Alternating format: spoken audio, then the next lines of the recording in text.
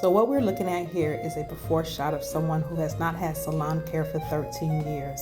Her hair is in not the great condition, but that's why she's in the salon. So we're not going to talk about that. We're going to talk about how we're going to fix it. So she's shedding a lot. She's shedding at the bowl.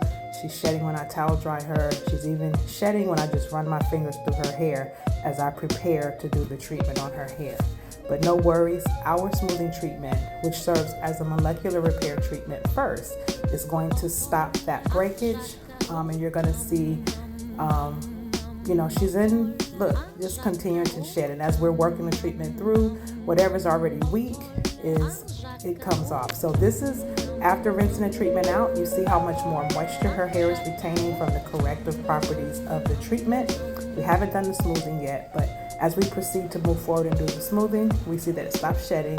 But as we do the smoothing, we see these short hairs at her roots, which is a sign that her crochet and her braid styles have not been serving her and causing her a lot of breakage. So she's on the road to recovery with her hair. She needs to maintain her smoothing treatment with our Hydra Fix and our Moisture Balance Mask to stay on track.